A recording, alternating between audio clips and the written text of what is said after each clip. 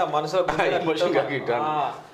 మరో school యూనిఫామ్లు ready, కుట్టు పని 80% పూర్తి, 5 జిల్లాల్లో 100% కంప్లీట్. దేశంలో తొలిసారిగా మహిళా సంఘాలకు అప్పగించిన సర్కార్.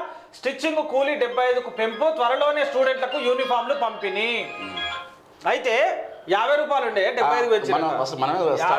50 రూపాయలు 50 రూపాయలు స్టార్టింగ్ మనం 75 పెంచిరంట. సరిపోతాయా 75 రూపాయలు? కొంత టైం 50కి చిన్న పీరు వస్తుందా? ఇంత ఘోరమైంది అన్న నిజంగా పరిస్థితి. 50 రూపాయలు ఎంత పడుతుందా? 20 అదే అంటున్నా కదా, 25 రూపాయలు. మళ్ళీ 50% పెంచినా చెప్పి. కిలో బియ్యం ఎంత? కిలో బియ్యం 6 రూపాయలు, 50-60 రూపాయలు, 60 రూపాయలు కిలో బియ్యం. ఒక డ్రెస్ కుడితే ఒక దర్జీకి కిలో బియ్యం అంటే పైసలు లేకపోతే రాజుల దగ్గర దొరల దగ్గర పని చేస్తే ఏం చేస్తాడు అంటే, ఓ దోషడు, దాన్ని ఏమంటారా, తవ్వడు, ఇట్లా ఇచ్చేటోళ్ళు. అంటే అవన్నీ మా ఊళ్ళే నేను అమ్మమ్మ దగ్గర చూసినాను కాబట్టి చెప్తున్నా. తవ్వను అవి ఉంటాయి కదా, పెద్ద తవ్వ కంటే పెద్దది ఏమంటారు దాన్ని, కొంచెమా అట్లా. ఇక దర్జీలకు ఏమైతుంది అంటే పైసలు లేకపోతే ఒక కిలో బియ్యం ఇచ్చి పంపించేటట్టు 75 రూపాయలు అంటే దాని విలువ అంతే.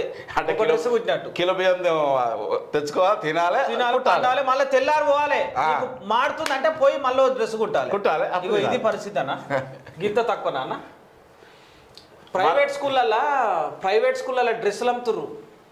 నో లాస్ నో ప్రాఫిట్ అని చెప్పిర్రు అధికారులు కూడా. ఎంత దారుణం ఉంది ఇప్పుడు ప్రభుత్వము. నో లాస్ నో ప్రాఫిట్ లెక్క అమ్ముకోవచ్చు. ఎవరికి రా లాసు, ఎవరికి ప్రాఫిట్ నాకు అర్థం కాదు. వాడు చెప్తాడా? అది నో లాస్ నో ప్రాఫిట్. వాడు ఎందుకు అమ్ముతాడు? వాడు అమ్మడు దర్జాగా అమ్ముకుంటారా స్కూళ్ళల్లో బట్టలు. ఆల్ ప్రాఫిటే దర్జాగా అమ్ముకుంటారు. మాకు జీవోలే వచ్చినాయి, మాకు ఆర్డర్ కాపీ వచ్చింది, నో లాస్ నో ప్రాఫిట్ కింద అమ్ముకోమని డిస్ట్రిక్ట్ ఎడ్యుకేషన్ ఆఫీసర్లే మాకు లెటర్ పంపిర్రు అని దర్జాగా అమ్ముకుంటారు. ఇదే రేటు, ఇది మేము మిమ్మల్ని లాస్ చేయము, మేము లాస్ కాము, ఇగో ఇది ఓకే మధ్య రేట్ అని చెప్పి వాళ్ళే ఫిక్స్ చేసుకొని అమ్ముతుర్రు.